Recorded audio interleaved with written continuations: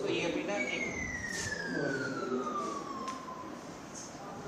अब जैसे 10 सेकंड के बाद आप प्ले कर देना उसको। अब मेरी बात को आप समझ गए सब बच्चे कि अगर कभी भी इस तरह की सिचुएशन आपके सामने आ जाए तो आपको क्या करना है। ठीक है, हमेशा एक बात का आप ध्यान